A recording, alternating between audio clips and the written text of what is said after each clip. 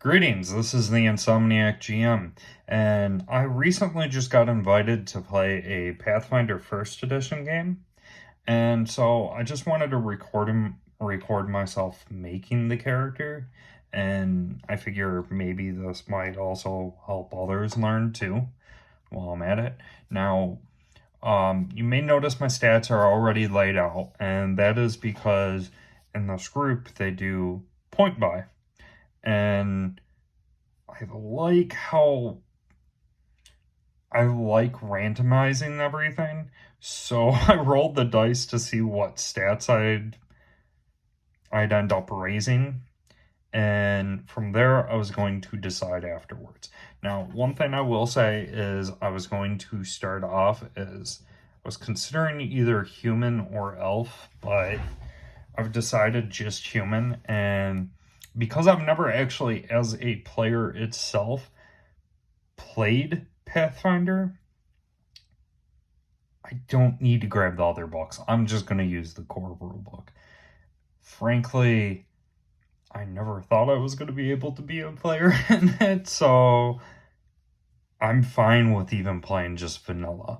So, with that said, we're going to go into character creation. So we start off, I'm going to go with human, so I'm going to go to page 27 to see what humans get. So, move this over. So, humans get a +2 to one ability score of my choosing. I am going to choose, I got a terrible eraser.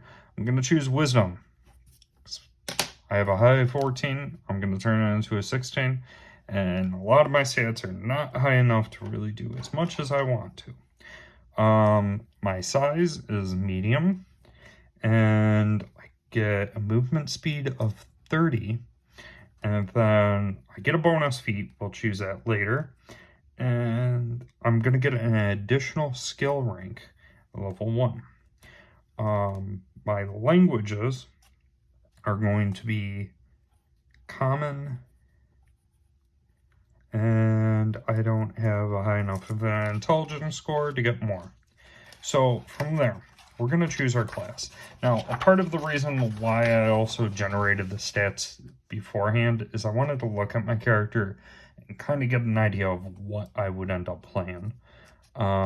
So with that wisdom, I decided I'd go druid.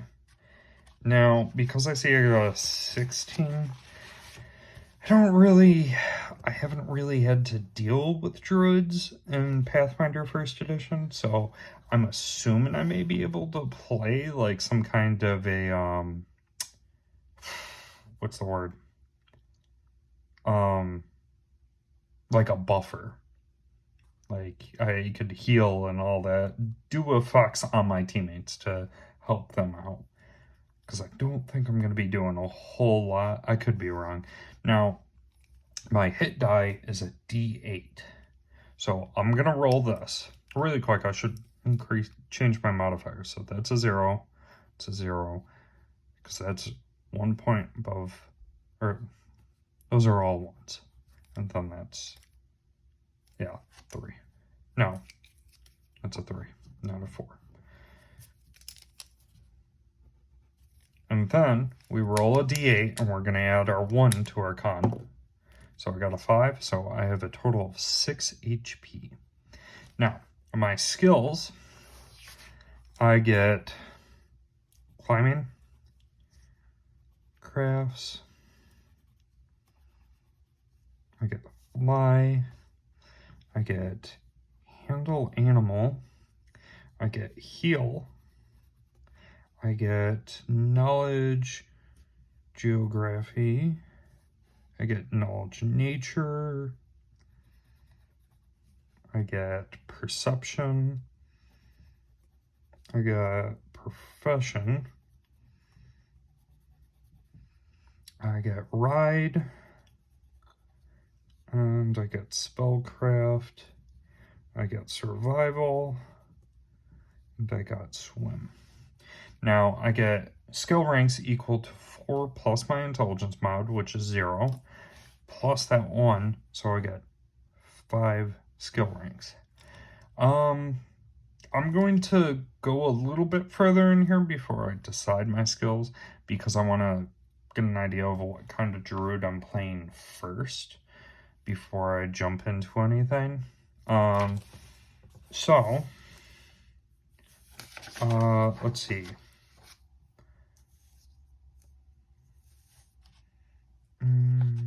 Weapon armor proficiencies.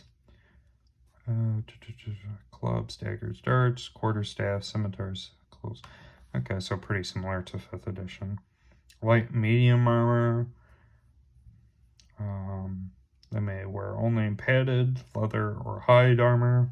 Okay. Also may wear wooden armor. My spells. And then spontaneous casting. A druid can channel stored spell energy into summoning spells that hasn't prepared ahead of time. She can lose a prepared spell in order to cast any summon nature ally spells of the same level or lower. Okay. I'm going to write that in my special abilities. I probably shouldn't, but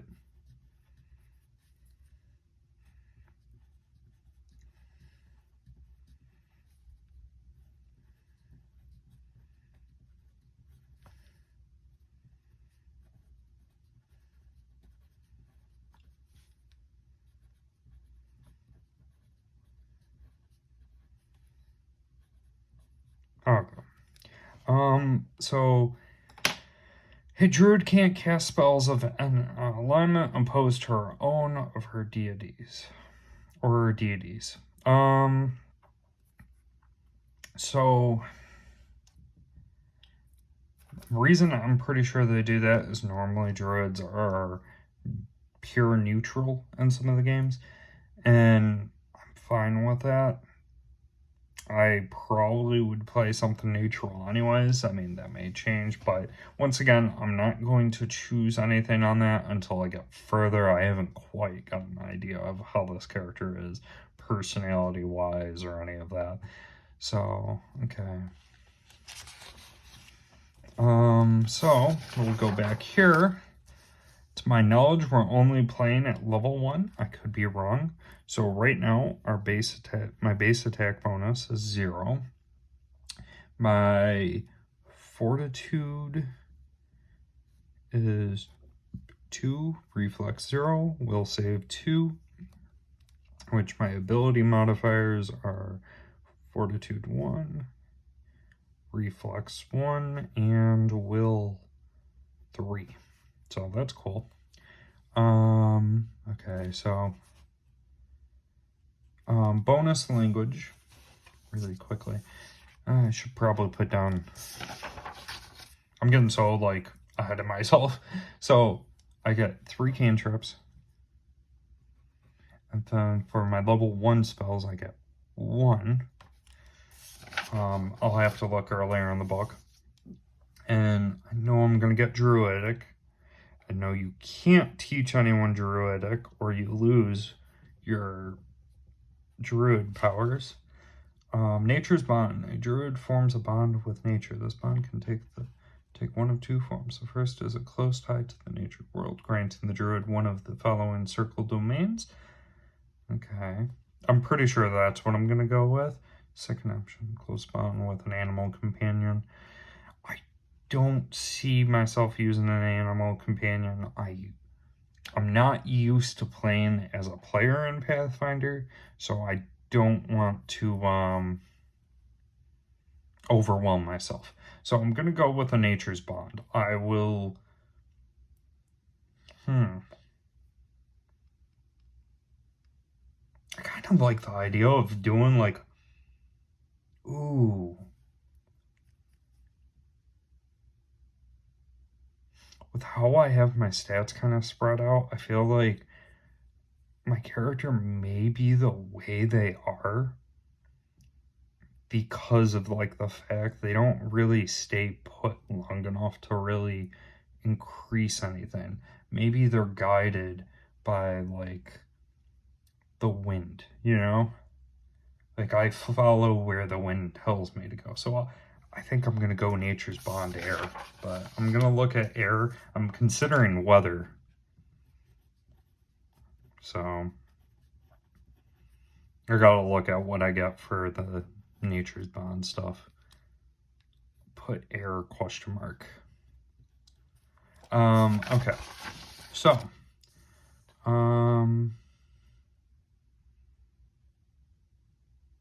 okay. I get Nature Sense. A druid gains +2 on Knowledge, Nature, and Survival. So, Knowledge, Nature, Miscellaneous, and then Survival. I'll do 2. And then Wild Empathy. A druid can improve the attitude of an animal. This ability functions just like a diplomacy check made to improve the attitude of a person. The druid rolls a d120 and adds her druid level and her charisma modifier. That is good to know.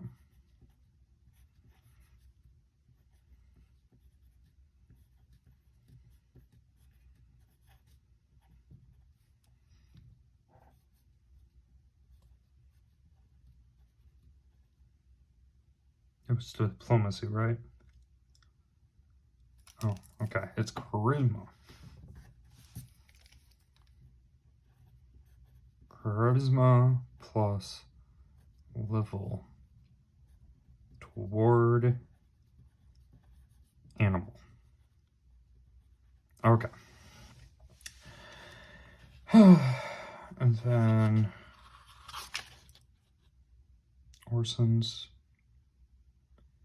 Druids can prepare a number of Orsons or 0-level spells. Okay, that's just cantrips. Okay, so at this point in time, really quickly, before I forget, I'm trying to remember where that table is.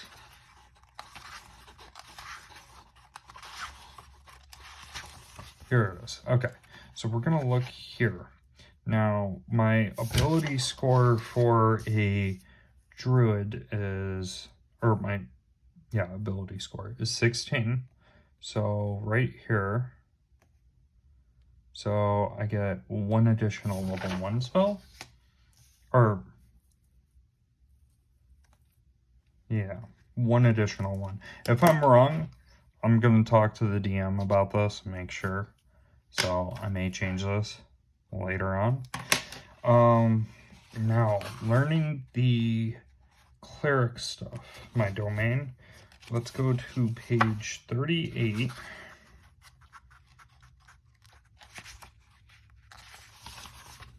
Okay. So, I was considering air domain. You can manipulate lightning, mist, and wind, traffic with air creatures, and are resistant to electric damage. Okay, I'm assuming it's the domain spell, so Obscuring Mist. Let me look at the weather real quick, because I'm really debating on those two.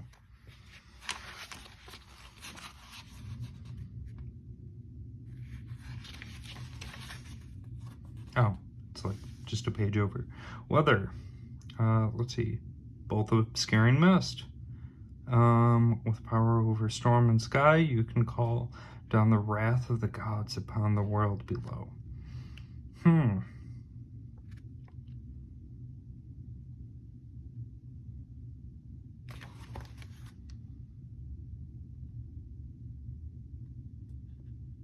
I think I'm gonna go with the air domain. So let me just continue reading. When determining the power and bonus spell granted by the domain, druid's effective cleric level is equal to its druid level. A druid that selects that option also receives additional domain spell slots, just like a cleric. She must prepare the spell from her domain in this slot, and the spell cannot be used to cast a spell spontaneously. Okay. So, with me going with air, I would get Obscuring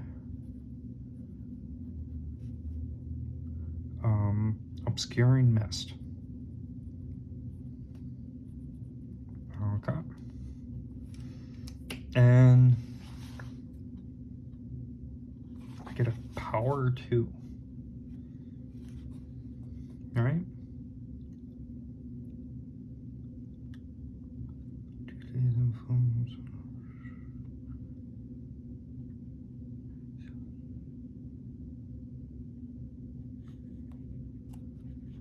I don't know about that power. I'll have to like make sure later, because I don't want to get something that's too strong and I'm wrong on it. But like I said, this video is also for the DM to review and see what I'm going to be playing. However, I'm not going to choose my spells on video, because that's at that point kind of doing too much. So really quickly, I have decided that I am going to play, I'm going to be a true neutral character, because frankly, my character is like all about following the wind and that. So I'm going to roll for what gender my character is. Sorry if that blew up in your ear. Odds guy, evens girl. Okay, that's male. And then age, I'm going to do, I'll roll these and then I'm gonna add like, let's see, I'll do 10 plus whatever I roll. So 6 and 1, so 17. Okay. So going with these stats now. So really quickly, I'm gonna put in my dex. My size is 0. My strength is 0. My dex is 1. Now with these stats, so I got 5 points to put into whatever I want. So I should probably spread myself out just because I don't have a whole lot of skills. So I'll put 1 in knowledge of nature, 1 in perception, 1 in survival, so that's 3. I'm gonna do geography, so that's another 1. So there's 4. I'm gonna go with handle animal. So with those all selected, I get the +3s because they're all shaded in. And then, so that's charisma, so 1. That's intelligence, 0, 0, 3, and 3. So I have a 5 in handle animal. I have a 4 in, I wrote that all on the wrong line. That.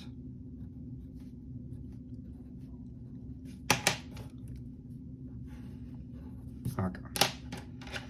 Now, that's 6, that's 7, and that's also, that's a 9. Which survival makes sense why it's so high with my character being like a wanderer. So I have an initiative bonus of +1. I have my skill selected out. I'm gonna go over what god I choose out of this video because I don't want to take up too much time.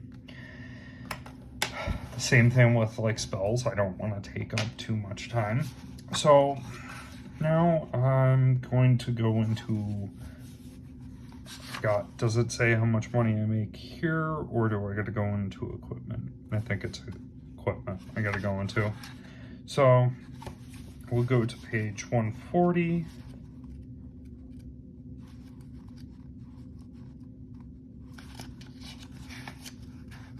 Okay, so page 140. The druid gets 2d6 plus 10.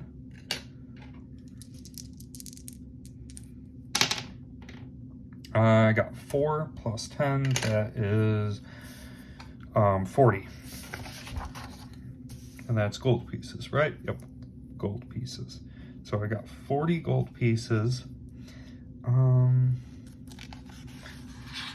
definitely want to get some leather. So let me look into that real quick. So leather is 10. So we'll drop that to 30.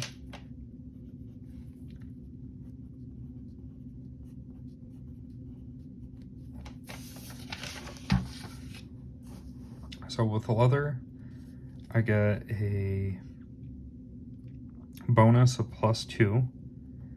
And then maximum dex bonus. I don't need to worry, it doesn't affect me. Armor check penalty, arcane spell failure, speed. Okay, so I'm fine on that. Now I gotta choose what weapon I want.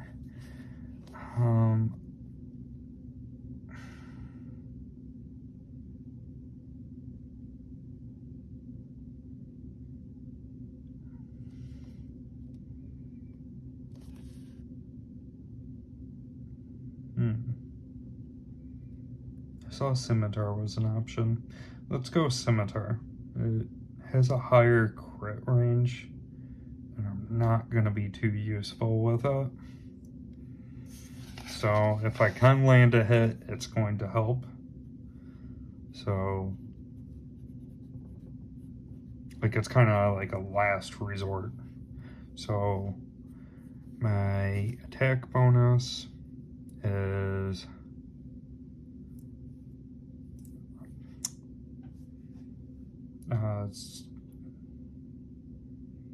does not look like it as a special, so 0. My damage is 1d6, and my crit is 18 to 20 times 2. This is also slashing damage, and that's 15 gold. So that leaves me with 15 gold left, which I can use. I can use that to get, like, rations and all that, which I'm not going to record myself selecting all that stuff. So, for the most part, this is my character. Coming up with their backstory in that, I would just, you know how I am. I'm not crazy about, like, having this backstory where I'm like, I'm not crazy about the backstories where my character's this epic, tragic character. I just feel like my character is humble. They have found inner peace, and really quickly, I should also look at possibly a shield. Do I want a shield? No wooden one. Nah. I'm not going a shield. I don't plan on being up front. I shouldn't, but it'll happen. But yeah.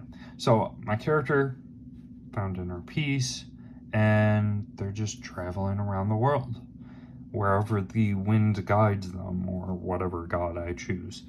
So I don't have a name yet, and if I design more to this character, I'll write it in the description. But yeah, so here's my character for Pathfinder 1st edition. I know it's pretty, there's a lot of spots I haven't filled yet, but not really sure what I'm going to do just yet. So, well, I'll let you guys go now. I know this video ran a little long, but I mean, it's Pathfinder, so I figured it'd be longer than this. Well, till next time.